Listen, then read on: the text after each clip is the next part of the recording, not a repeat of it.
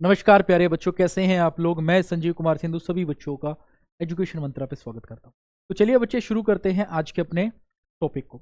आज का जो हमारा टॉपिक है बच्चे वो foreign exchange and foreign exchange rate. क्या होता है बच्चे फॉरेन एक्सचेंज और फॉरेन एक्सचेंज रेट?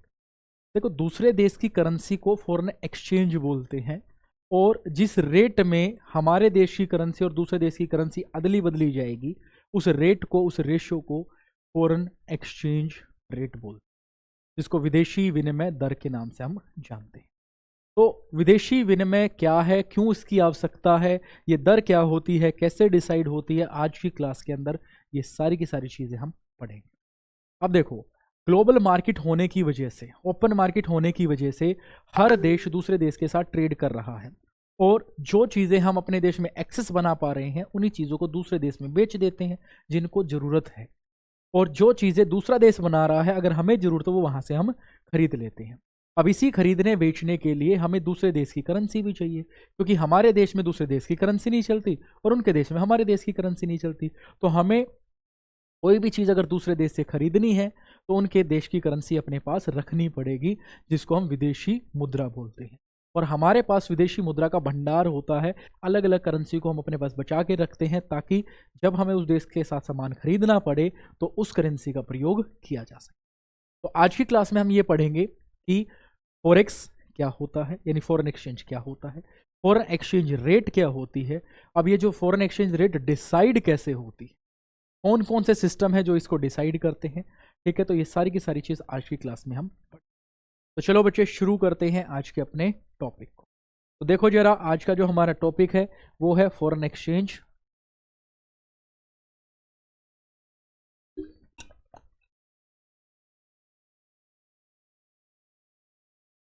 तो आज के टॉपिक में हम क्या क्या कवर करेंगे? पहली चीज, फॉरेन एक्सचेंज क्या होता है, फॉरेन एक्सचेंज रेट क्या होता है, दो चीज।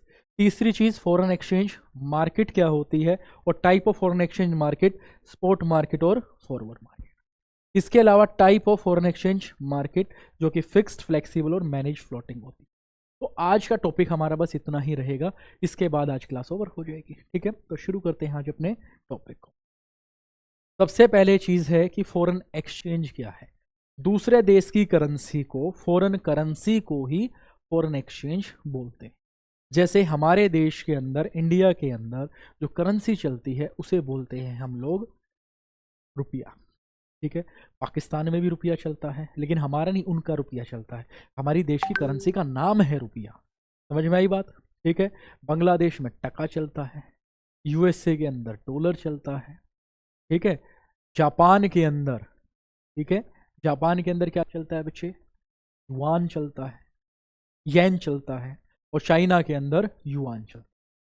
चाइना में युआन, जापान में येन, ठीक है, रशिया में रूबल, इंडिया में रुपया, लंदन में पाउंड। जो ये अलग अलग टाइप की करेंसी के नाम हैं, इनको हम फॉरेन एक्सचेंज यानी दूसरे देश की करेंसी बोलते हैं। तो जरा देखें, foreign exchange refer to all foreign currency. Bharat की करेंसी को छोड़कर बाकी सारी करेंसी को क्या बोलते हैं? फॉरेन एक्सचेंज यानी विदेशी मुद्रा। For example, USA dollar, British pound etcetera are the foreign exchange from the point of view of India. हमारे लिए दूसरे देशों की करेंसी विदेशी करेंसी कहलाती, विदेशी मुद्रा कहलाती, ठीक है भाई। फॉरेन एक्सचेंज रेट क्या होती है? वो रेट जिस रेट से, जिस रेशियो से एक देश की करेंसी की कुछ यूनिट दूसरे देश की करेंसी की यूनिट में अदला बदला की जाती है, उसको बोलते हैं फॉरेन एक्सचेंज रेट। एग्जाम्पल के तौर पे अगर मैं कहता हूं कि भाई $1 इज इक्वल टू 90 रुपए, इस बात का मतलब क्या है? डॉलर और रुपए में 1 और 90 की रेशियो है। $1 के बदले आपको 90 रुपए मिल जाएंगे। ये बात समझ में आ रही है? $1 के बदले कितने रुपए मिलेंगे? 90 रुपए। तो भाई डॉलर की 1 यूनिट के बदले रुपए की 90 यूनिट मिलेगी, इसलिए इसको हम बोल सकते हैं डॉलर इज इक्वल टू रुपए, 1 इज इक्वल टू 90, ठीक है। दो देशों की करेंसी के बीच में रेशियो, ठीक है, क्या कहलाती है? Foreign exchange.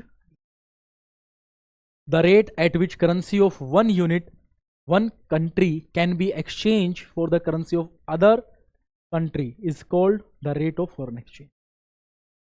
वह दर जिस दर पर एक देश की मुद्रा का दूसरे देश की मुद्रा से विनिमय किया जाता है। दो देशों की करेंसी के बीच की रेशियो को हम क्या बोलते हैं? Foreign exchange rate. ये बात आ गई भाई समझ में? तो उम्मीद है पहला टॉपिक आपका क्लियर हो गया होगा। अब बढ़ते हैं थोड़ा सा आगे नेक्स्ट टॉपिक के ऊपर। नेक्स्ट टॉपिक है कि ये फॉरेक्स मार्केट। अब फॉरेक्स वर्ड कहाँ से आया? फॉरेन एक्सचेंज को एक साथ जोड़ दिया। फॉरेन के पहले 3 लेटर FOR, एक्सचेंज के पहले 2 लेटर EX, तो क्या बन गया ये? फॉरेक्स। क्या होती है फॉरेक्स मार्केट?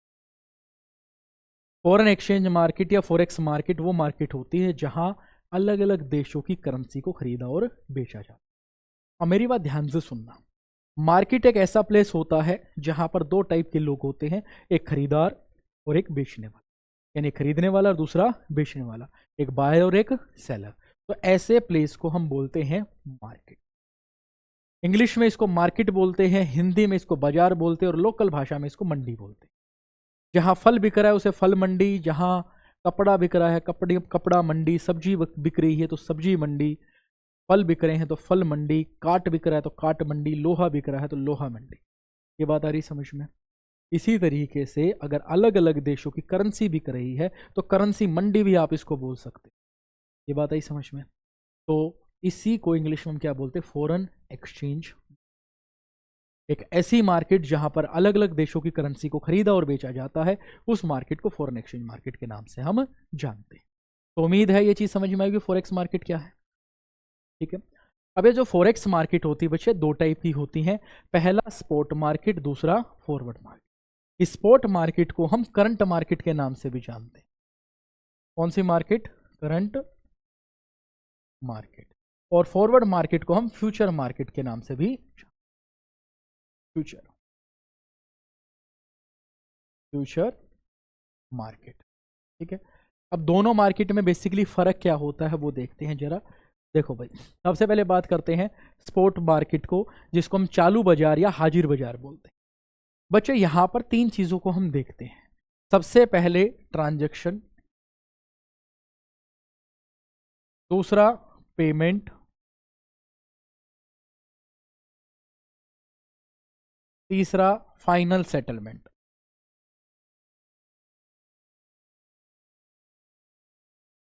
फाइनल सेटलमेंट एक ऐसी मार्केट जहां पर ट्रांजैक्शन आज होती है, एट प्रेजेंट होती है, ऑन द स्पॉट होती है, पेमेंट भी आज ही होती है और फाइनल सेटलमेंट भी आज ही होगी।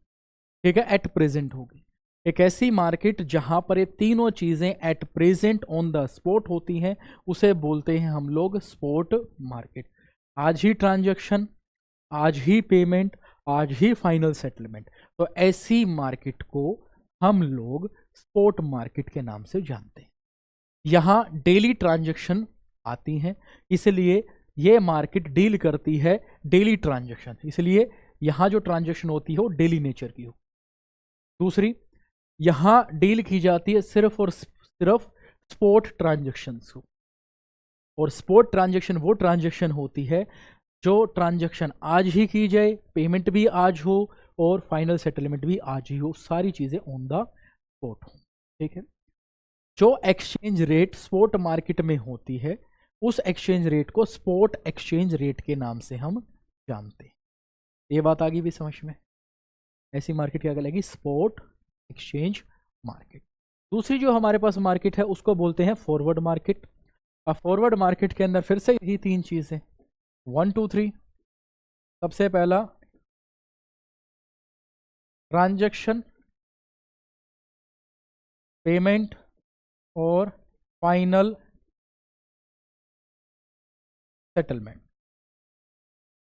एक ऐसी मार्केट जहां ट्रांजैक्शन तो आज होती है, पार्शली पेमेंट या कॉन्ट्रैक्ट आज होता है, लेकिन फाइनल सेटलमेंट फ्यूचर में किसी दिन जाकर होता है।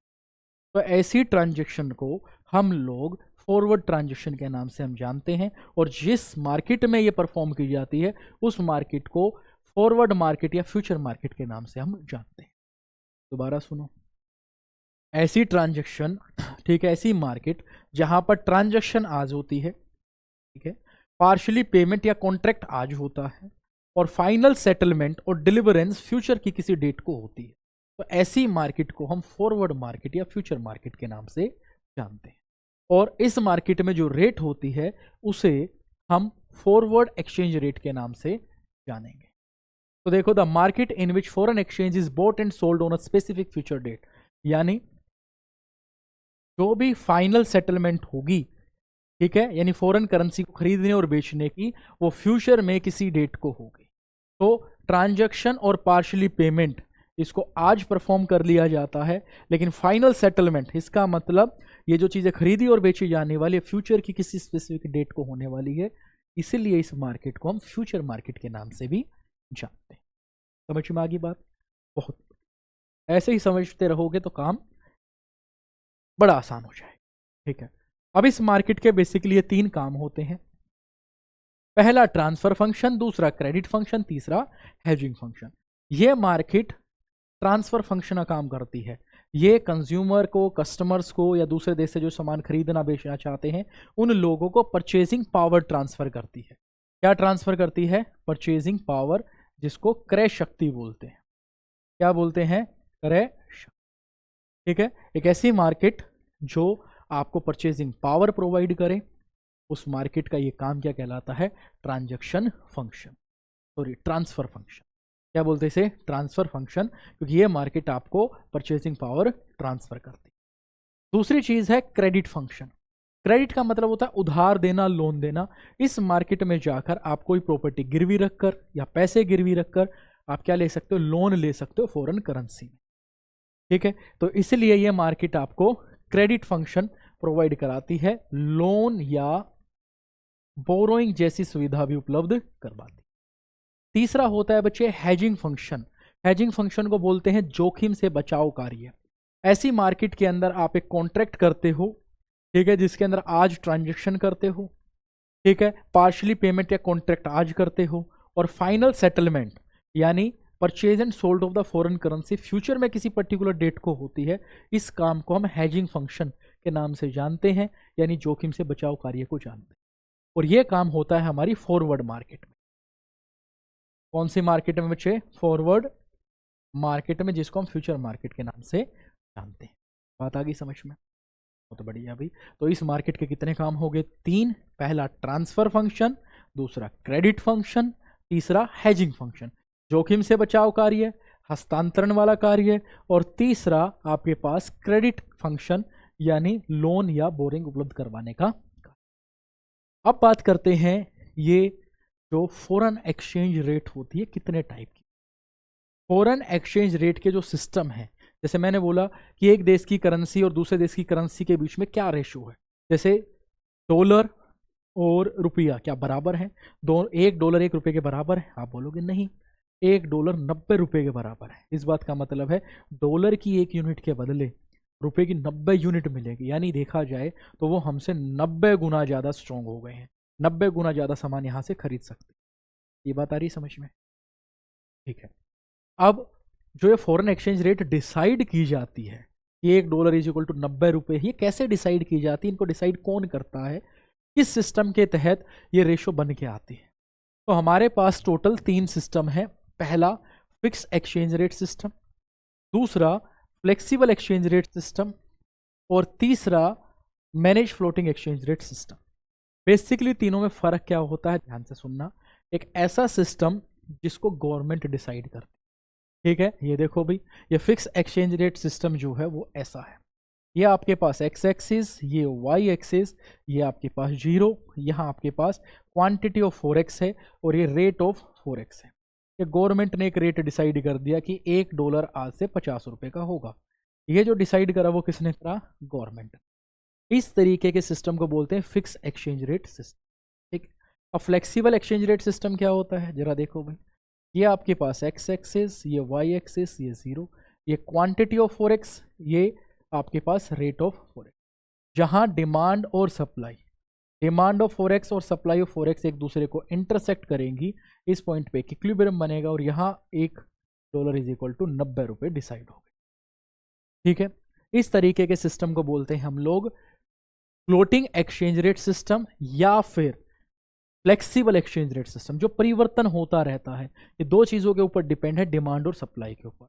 डिमांड कम या ज़्यादा हो गई या फिर सप्लाई कम या ज़्यादा हो गई तो ये रेट हमेशा चेंज होती रहती है। तो इस तरीके के सिस्टम को बोलते हैं फ्लेक्सिबल एक्सचेंज रेट सिस्टम। कितनी बात आई समझ में? ठीक है। तीसरा है manage floating exchange rate system. अब ये क्या होता है जरा देखो भाई। ठीक है, इसको ले आते हैं हम लोग थोड़ा सा इधर।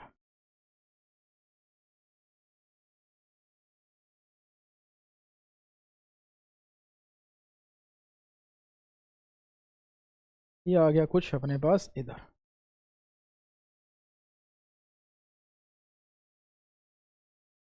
ठीक है,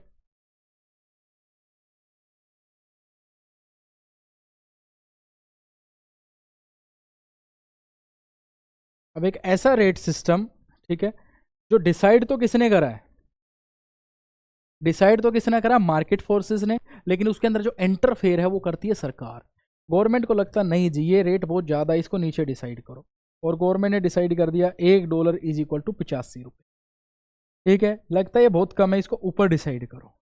और फिर ये आ गया $1 इज इक्वल टू 95 रुपये। इस तरीके की जो हरकत होती है उसे बोलते हैं manage floating exchange rate system, जहां पर एक्सचेंज रेट को डिसाइड मार्केट फोर्सेस करती है, लेकिन उसके अंदर इंटरफेरेंस और उसको चेंज करने का काम सरकार के द्वारा किया जाता है। ऐसे सिस्टम को बोलते हैं manage floating exchange rate system.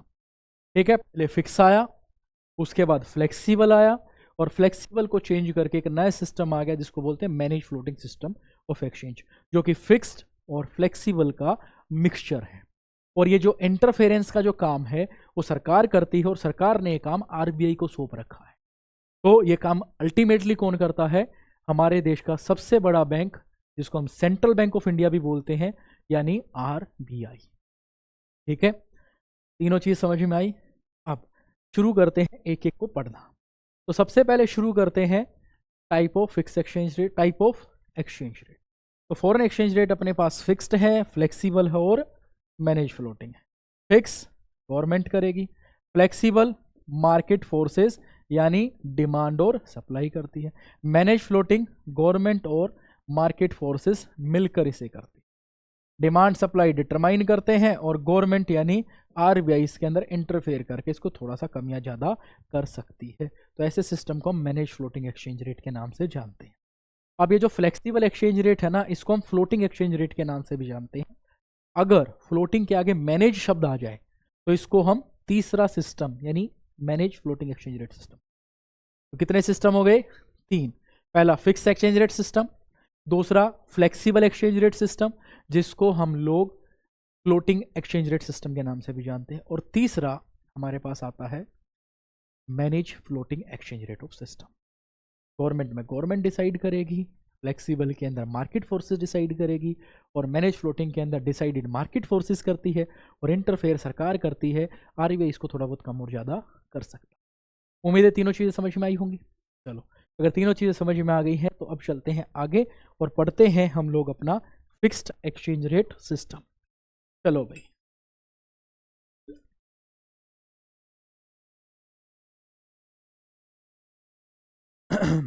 तो देखो भाई, जो फिक्स एक्सचेंज रेट सिस्टम है, जैसे हमने देखा कि गवर्नमेंट ने क्या करा, ये डिसाइड कर दिया कि भाई $1 50 रुपए के बराबर। क्या सरकार कभी ऐसा डिसाइड कर सकती है? बिल्कुल कर सकती है, लेकिन उसके पीछे कुछ ना कुछ लॉजिक होता है। सरकार फिक्स एक्सचेंज रेट सिस्टम के तहत इन 2 सिस्टम का प्रयोग करती है। पहला है gold standard system of exchange rate, और दूसरा है Britain would system of exchange rate. ठीक है, तो इन 2 चीज़ों का सरकार यूज़ करती है। तो सबसे पहले शुरू करते हैं gold standard system of exchange. ठीक है भाई, तो देखो भाई, ये gold standard system of exchange क्या होता है?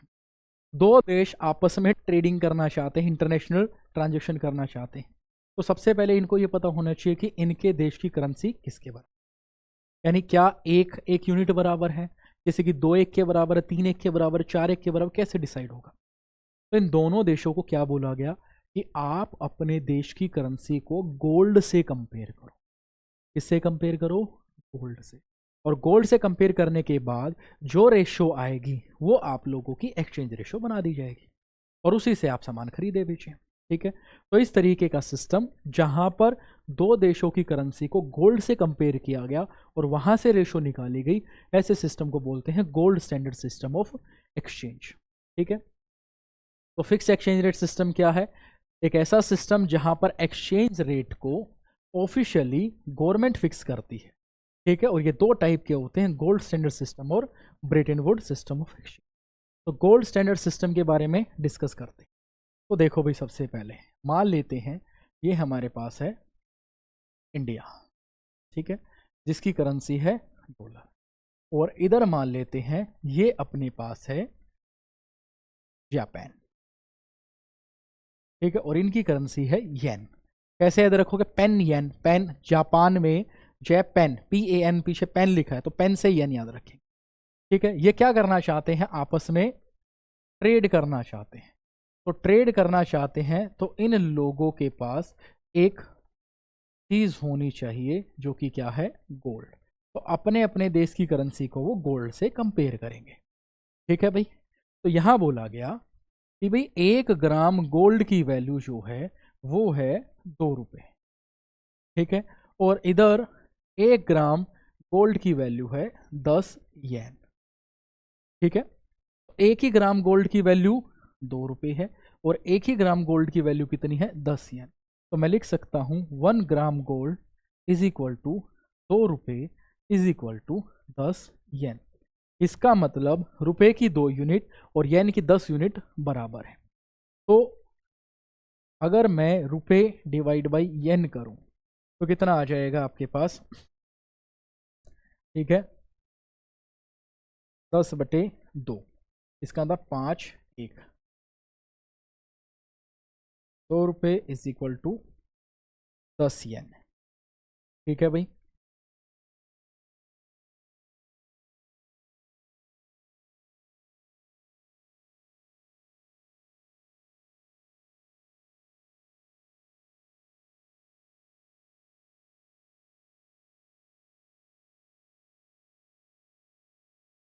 रुपए अपॉन अगर मैं येन करता हूं तो 2 रुपए के बराबर 10 येन मिलेंगे, 1 रुपए के बराबर 5 येन मिलेंगे। तो इनकी रेशो कितनी आ गई? 1:5। ठीक है, कितनी रेशो आ गई? 1:5। तो रुपए is equal to yen 1 is equal to, यानी 1 रुपया 5 येन के बराबर है। ये बात आ रही समझ में? ठीक है, तो एक ऐसा सिस्टम जिस सिस्टम के अंदर अलग अलग देशों की करेंसी को कंपेयर किया जाता है गोल्ड से। ठीक है, और वहां से जो एक्सचेंज रेट निकलती है वो डिसाइड कर दी जाती है। तो ऐसे एक्सचेंज रेट सिस्टम को बोलते हैं gold standard system of exchange rate. और इसी को एक नाम से और जानते हैं जिसका नाम है mint parity. Mint parity, mint parity system of exchange. कई बार एग्जाम में सवाल आता है what do you mean by the mint value? Mint value का मतलब क्या है? मिंट वैल्यू का मतलब होता है gold value of a currency. किसी भी देश की करेंसी की गोल्ड वैल्यू को मिंट वैल्यू बोला जाता है। ये जो सिस्टम है 1870 से 1914 तक चला, उसके बाद ये ड्रॉप कर दिया गया। ठीक है, क्योंकि इसके अंदर गोल्ड के कंपैरिजन होता था, और जिस देश के अंदर गोल्ड ज़्यादा होगा, सिंपल सी बात है, तो उस देश की रेट में कम या ज़्यादा फ्लक्चुएशन होना लाजमी है। तो देशों ने अपने पास गोल्ड रिजर्व करना शुरू कर दिया। ठीक है, तो फिर एक नया सिस्टम सामने निकल के आया जिसका नाम है Brayton would system of exchange या फिर adjustable peg system of exchange. यहां पर दो देशों की करेंसी को गोल्ड से एक्सचेंज नहीं किया गया। क्या किया गया? एक ऐसी करेंसी से एक्सचेंज किया गया जो कि हॉट करेंसी थी और सबसे ज़्यादा वर्ल्ड में चलती थी। उस करेंसी से इसको कंपेयर किया गया और वो करेंसी सामने निकल के आई USA का डॉलर। क्या निकल के आया? USA का डॉलर। अब हम लोग कंपैरिजन किससे करेंगे? USA के डॉलर से। लेकिन USA के डॉलर की जो वैल्यू थी वो गोल्ड वैल्यू के बराबर थी, तो हम डायरेक्टली तो USA डॉलर से कंपेयर कर, लेकिन इनडायरेक्टली गोल्ड से ही कंपेयर कर रहे हैं। ये बात आ रही है समझ में? तो इस सिस्टम को हम क्या बोलते थे? Brayton would system of exchange. ठीक है, तो दूसरा सिस्टम देखते हैं बच्चे जरा। ठीक है, gold standard system of exchange के बारे में एक बार देखते हैं कि भाई 1870 से लेकर 1990 तक ये सिस्टम चला, गोल्ड स्टैंडर्ड सिस्टम। इसके अंदर क्या किया जाता है? Each country define the value of currency in the term of gold. यानी गोल्ड के कंपैरिजन में इस करेंसी की वैल्यू डिसाइड कर दी जाती थी, ठीक है। On the basis of the gold value of currency exchange rate is fix, और गोल्ड वैल्यू के बेसिस पर एक्सचेंज रेट को डिसाइड कर दिया जाता। इतनी बात आई समझ में भाई? क्लियर है ये चीज? अब बढ़ते हैं दूसरे सिस्टम की तरफ। दूसरे सिस्टम का नाम है Brayton would system of exchange, जो कि चला 1945 से 1977 तक।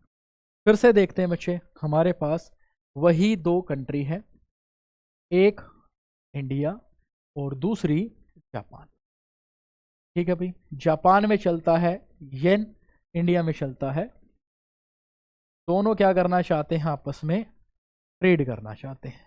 तो ट्रेड करने के लिए यूएसए डॉलर को बीच में लाया गया, ठीक है। और यूएसए डॉलर को बीच में लाया गया तो क्या बोला गया कि $1 की वैल्यू ₹2 और इधर $1 की वैल्यू 10 येन। तो अब फिलहाल सेम चीज बन गई, $1 की वैल्यू जो है वो ₹2 हो गई और 10 येन हो गई। तो हम बोल सकते हैं रुपए और येन की रेशियो डिसाइड की जाए तो भाई ₹2 और 10 येन के बराबर, इसका मतलब 1/5। तो रुपए और येन 1 टू, तो ₹1 5 येन के बराबर है। अब भी सेम ही हुआ, बस फर्क क्या हुआ, इस बार गोल्ड से कंपैरिजन ना कर कर किससे कंपेयर किया गया, यूएसए डॉलर से। लेकिन यूएसए डॉलर की जो एक वैल्यू है वो गोल्ड की ही वैल्यू थी। कौन सी वैल्यू थी? गोल्ड की। तो हम डायरेक्टली तो यूएसए डॉलर से कंपेयर कर रहे हैं, लेकिन इनडायरेक्टली किससे कंपेयर कर रहे हैं? गोल्ड से, ठीक है। तो ये जो सिस्टम है, इस सिस्टम को बोला गया Brayton would system of exchange rate. क्या बोला गया? Brayton would system of exchange rate. ऐसा क्यों? क्योंकि ब्रेटन वुड नामक जगह पर ये डिसाइड किया गया था, इसलिए इसका नाम पड़ गया Brayton would system of exchange. हालांकि इसका एक दूसरा नाम भी है जिसको हम बोलते हैं IMF standard system of exchange, और इसका एक नाम और है जिसको हम बोलते हैं adjustable peg system of exchange rate. दोबारा सुनो, दो नाम है इसके, IMF standard system of exchange या adjustable peg system of exchange. अब इसको adjustable peg system of exchange क्यों बोला गया? तो अलग अलग देशों की करेंसी को एडजस्ट किया जाता, पैग किया जाता, पैग मतलब रिलेट किया जाता है एक देश की करेंसी से, जो था यूएसए डॉलर। तो इसलिए यहां पर यह शब्द यूज किया गया पैग। पैग मतलब रिलेट करना, अलग अलग देश की करेंसी को एक करेंसी से रिलेट करना, पैग करना।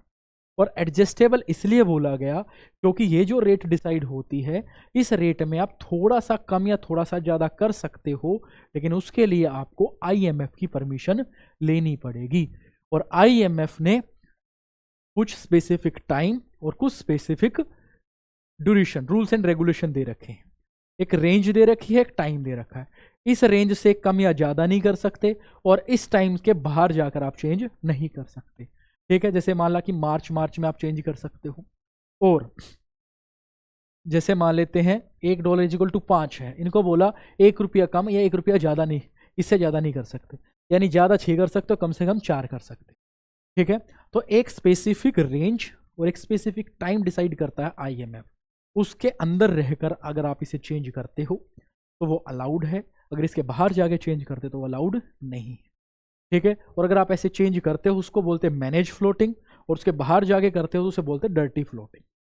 इस शब्दों का ध्यान रखना, अगर जो भी रूल एंड रेगुलेशन बना रखे हैं उसके तहत आप चेंज करते हो उसको मैनेज फ्लोटिंग बोलते हैं, और उसके बाहर जाकर स्पेसिफिक रेंज से बाहर चले गए और फिर चेंज कर रहे हो उसको डर्टी फ्लोटिंग के नाम से हम जानते हैं। यह सिस्टम चला 1945 से 1977 तक, उसके बाद इसको भी ड्रॉप कर दिया। तो ब्रेटन वुड सिस्टम का क्या नाम रखा गया? IMF standard system of exchange. इसके अंदर डॉलर को एक इंटरमीडिएटरी बनाया गया, अलग अलग देश की करेंसी को किससे कंपेयर किया जाएगा? डॉलर से, ठीक है। Dollar was made convertible into the gold, और डॉलर की जो वैल्यू थी वो गोल्ड की वैल्यू के बराबर थी। तो हर देश की करेंसी को किससे कंपेयर किया गया? डॉलर से, और डॉलर किसके बराबर था? गोल्ड के बराबर। तो डायरेक्टली कंपैरिजन किससे हो रहा है? डॉलर से। इनडायरेक्टली कंपैरिजन किससे हो रहा है? गोल्ड से। तो इस सिस्टम को क्या बोला गया? Bretton Woods system of exchange, या फिर IMF स्टैंडर्ड ऑफ एक्सचेंज, या adjustable peg system of exchange. 3 नाम थे बच्चे, ठीक है। चलो अब बढ़ते हैं थोड़ा सा आगे। आगे हो गया है समाप्त। तो ये थी आज की हमारी क्लास, जिसके अंदर हमने कुछ छोटी छोटी चीज़ें पढ़ी।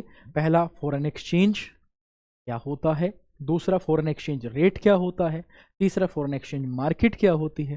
चौथा, उसके फंक्शंस क्या होते हैं। पांचवा, फॉरेन एक्सचेंज मार्केट के टाइप क्या होते हैं। छठा, फॉरेन एक्सचेंज जो रेट होती है उसके कितने टाइप होते हैं, और उसके अंदर फिक्स एक्सचेंज रेट हमने कंप्लीट कर लिया। 5 मिनट में सारा का सारा रिवाइज करते हैं।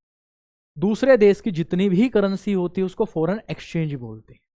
एक देश की करेंसी दूसरे देश की करेंसी की कितनी यूनिट में बदलेगी, 2 देशों की करेंसी की जो आपस में रेशियो होती है, उसे फॉरेन एक्सचेंज रेट बोलते हैं, ठीक है। फॉरेन एक्सचेंज मार्केट वो मार्केट होती है जहां अलग अलग देशों की करेंसी को खरीदा और बेचा जाता है। फॉरेन एक्सचेंज मार्केट 2 टाइप की होती है, एक स्पॉट मार्केट और फॉरवर्ड मार्केट। स्पॉट मार्केट वो मार्केट होती है जहां आज ही ट्रांजैक्शन होती है, आज ही पेमेंट होती है और आज ही फाइनल सेटलमेंट होती है, उसे बोलते हैं स्पॉट मार्केट। और स्पॉट मार्केट में जो रेट होती है उसे स्पॉट एक्सचेंज रेट के नाम से हम जानते हैं। अगली होती है फॉरवर्ड मार्केट, जिसको हम फ्यूचर मार्केट भी बोलते हैं, जहां ट्रांजैक्शन आज होती है, पार्शली पेमेंट आज होती है, कॉन्ट्रैक्ट आज होता है, और फाइनल सेटलमेंट यानी सेल एंड परचेज किसी फ्यूचर में स्पेसिफिक डेट को होती है, उसे हम फॉरवर्ड मार्केट या फ्यूचर मार्केट के नाम से जानते हैं। और इस मार्केट के अंदर जो एक्सचेंज रेट डिसाइड होती है उसको हम फॉरवर्ड एक्सचेंज रेट बोलते हैं।